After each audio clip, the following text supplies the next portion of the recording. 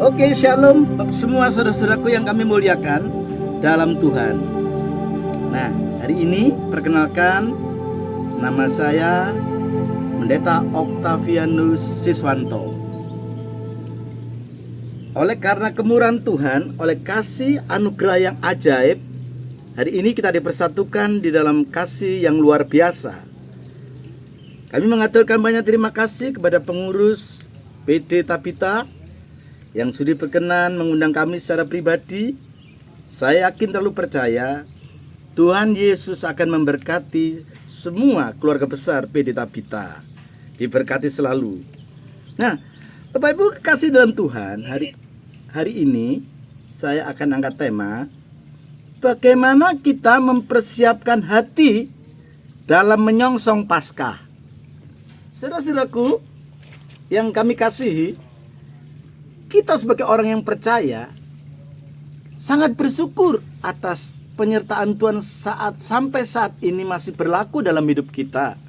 Maka yang perlu kita ketahui, kita sadar Bapak Ibu, ketika semua apa yang Tuhan sudah berikan bagi kita itu adalah kasih karunia, anugerah terbesar.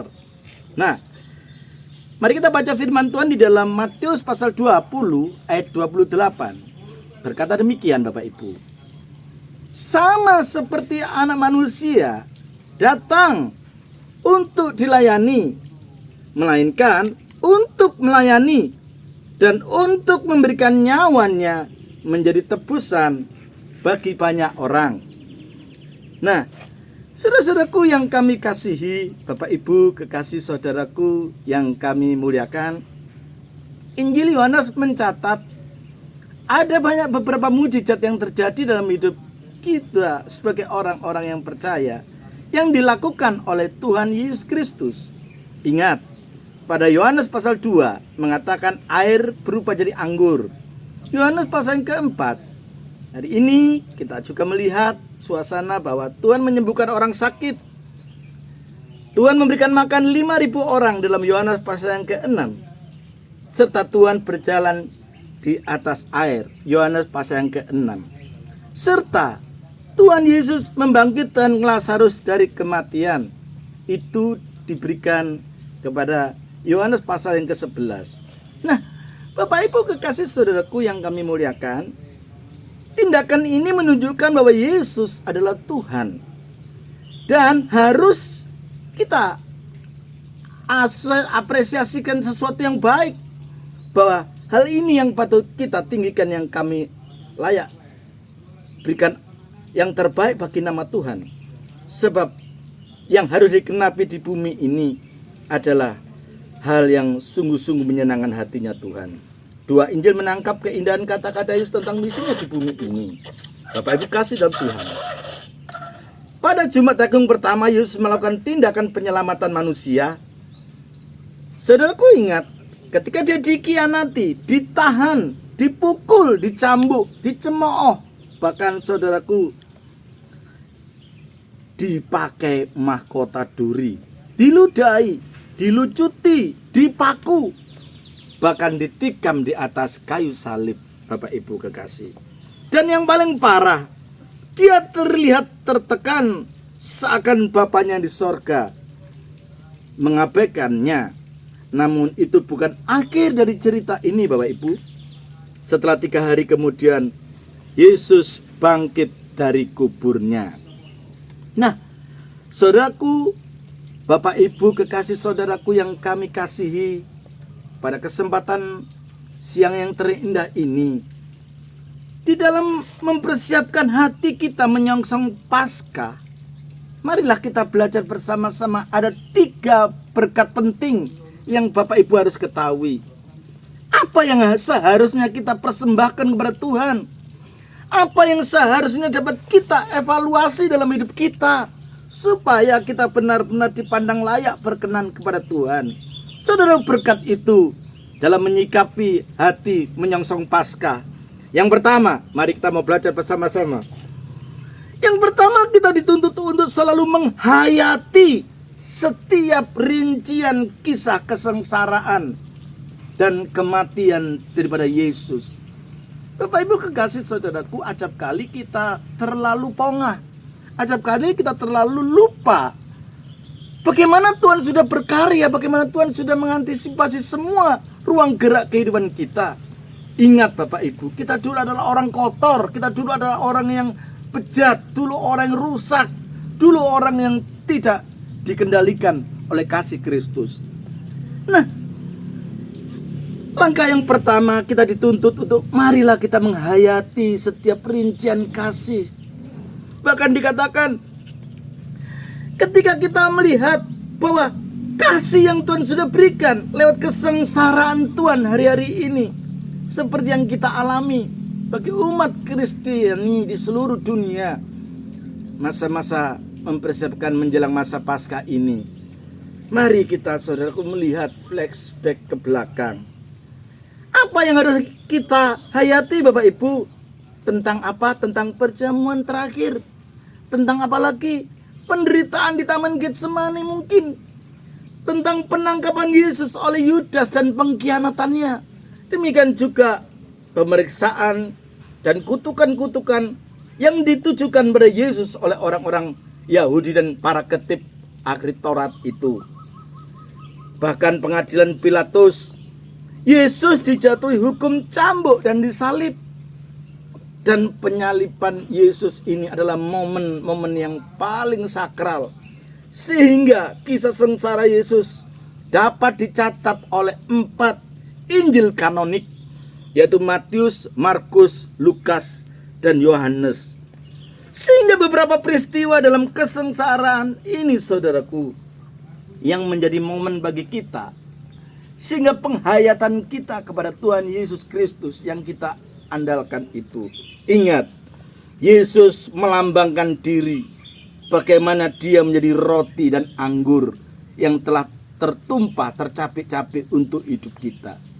Bapak Ibu kekasih saudaraku yang kami muliakan, Yesus dituduh melakukan pelanggaran agama. Yesus dituduh tentang hal-hal yang membuat kehidupan sebagai putra Allah yang tidak berdosa itu menjadi berdosa, sehingga dia tinggalkan takhta untuk datang ke dunia ini mencari orang yang benar-benar mau diperbaharuinya.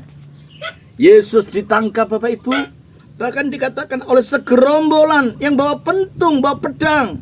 Imam-imam kepala bahkan ahli Taurat itu yang menjadi provokator utama.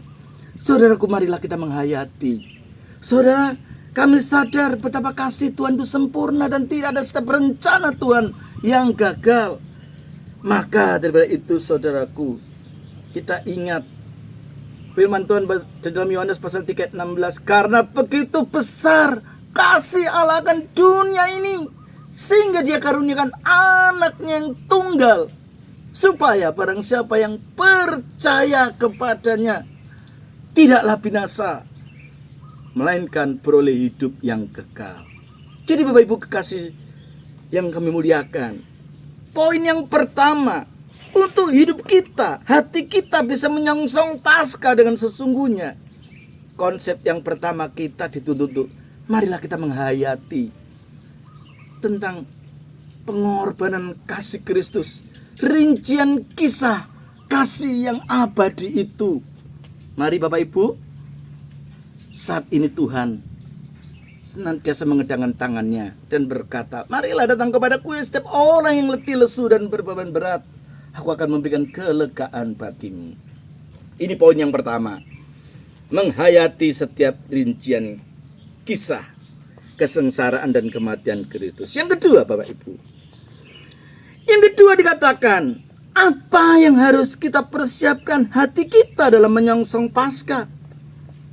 Kekasih, bahwa kita tahu, kita diingatkan supaya agar kita juga adalah bagian penting dari kisah ini.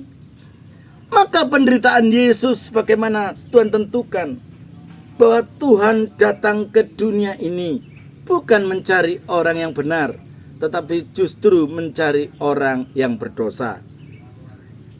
Poin yang kedua ini mengingatkan bahwa kita ini adalah bagian penting. Saudara-saudaraku, pembebasan pembersihan, ya, sehingga ada penyucian dan penghapusan dosa. Bapak Ibu kekasih saudaraku, dulu kita adalah orang kotor. Dulu kita adalah orang yang tidak dipilih Allah. Tetapi setelah kita dipilih, dibenarkan. Ada kata justification, kita dibenarkan. Setelah itu kita dikuduskan. Ada kata sanctification. Setelah kita dikuduskan, kita dimuliakan. Ada kata glorification. Bapak Ibu kekasih dalam Tuhan, patut berbangga, patut bersyukur atas kemurahan Tuhan yang ajaib. Tuhan datang memberikan pendamaian, memberikan hidup yang kekal. Sehingga kita dulu yang papa, kita dulu yang tidak memiliki harapan, Tuhan mau membuat semuanya ini menjadi baru. Bahwa kita adalah orang yang dipilih. Kita menjadi kewargaan negara sorga. Bagi orang-orang yang tidak percaya pada Tuhan, itu seringkali mencemooh, seringkali mencari kambing hitam, seringkali membuat pola pikir kita ini menjadi tidak senantiasa dekat kepada Tuhan. Tapi sebagai anak-anak pilihan Tuhan, berbahagialah Bapak Ibu kekasih panjenengan, kita adalah orang yang sangat beruntung untuk mengenal janji Kristus. Tuhan mengajarkan kepada kita bahwa di dalam Yesus ada kepastian keselamatan. Bahkan dulu ketika kami bukan menjadi orang miliknya Tuhan, tetapi setelah saya mendengar firman Tuhan dalam Markus 16 ayat 16, mengatakan begini, barang siapa yang percaya dan dibaptis, dia akan pasti diselamatkan. Tetapi barang siapa yang tidak percaya, dia pasti mendapat hukuman kekal. Saya bersyukur dulu keluarga kami itu orang di luar Tuhan, tidak percaya pada Yesus. Tetapi saya mendengar firman ini, Markus 16, barang siapa yang percaya dan dibaptis akan diselamatkan, tetapi barang siapa yang tidak percaya, dia pasti dihukum. Saya bersyukur Bapak Ibu hari ini Tuhan menyatakan kasih-Nya. Mengapa hidup kita ini benar-benar dan merasakan kemurahan Tuhan? Sangat penting bagi kita sebagai manusia, karena Allah menyelamatkan manusia dari dosa melalui Yesus Kristus Tuhan kita. Adalah bukti kasih Allah yang nyata dan tanpa batas kasih setianya. Ingat yang kedua, kita diingatkan bahwa kita juga bagian penting dari kisah ini. Yang ketiga Bapak Ibu, nah, saya yakin terlalu percaya hidup lantaran kasih Kristus. Yang ketiga, kita di dalam mempersiapkan hati menyongsong Paskah. Yang ketiga, menyerahkan kembali hidup kita kepada Yesus supaya hidup kita berarti. Menyerahkan kembali hidup kita senantiasa untuk menyenangkan hatinya Tuhan.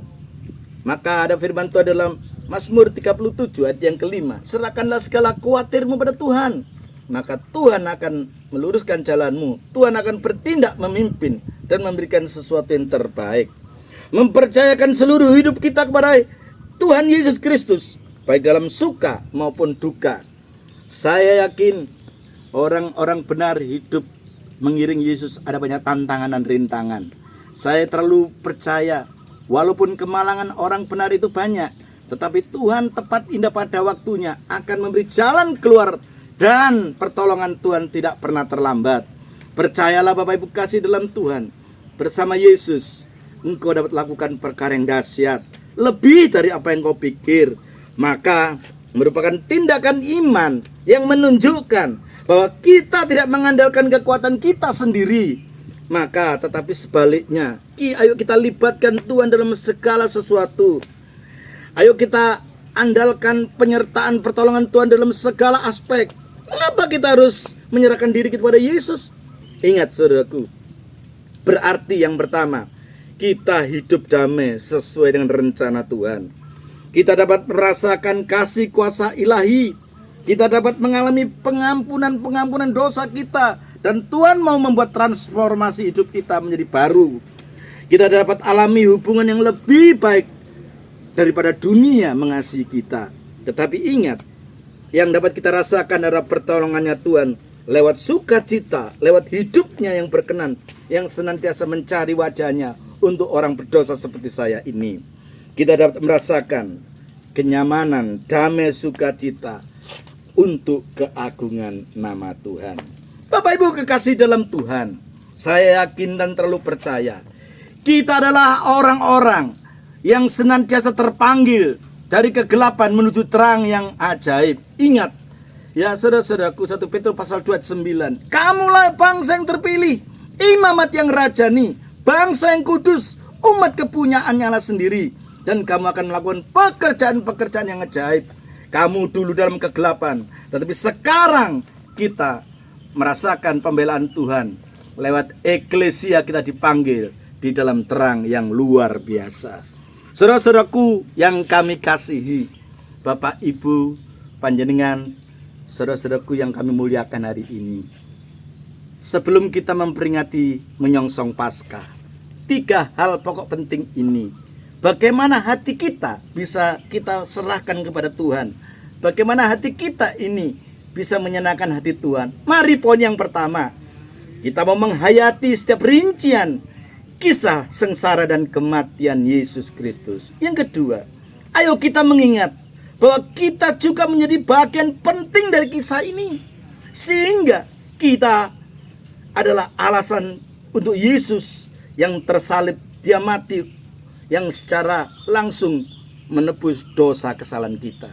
Dan yang terakhir, tidak kalah penting, bagaimana kita dituntut untuk menyerahkan hidup kita kembali kepada Yesus. Jangan mempermainkan pengorbanan kasih Kristus. Jangan kita menyalibkan Yesus untuk kedua kalinya. Tetapi bersyukurlah Bapak Ibu panjenengan semua, engkau adalah orang-orang yang sungguh mulia di hadapan Tuhan. Saya yakin, saya tidak bisa membayangkan apalah artinya ketika Tuhan Yesus tidak mati bagi dosa kita. Saya pasti masuk neraka. Saya ingat Efesus pasal 2 ayat 1-3. Kami dulu adalah orang yang terkutuk, dulu orang yang bejat, dulu orang rusak. Tapi lantaran pengorbanan Yesus datang dalam dunia ini, saya yakin oleh karena kasih karunia engkau diselamatkan, bukan dari hasil usahamu, tetapi oleh iman kita percaya kepada Yesus.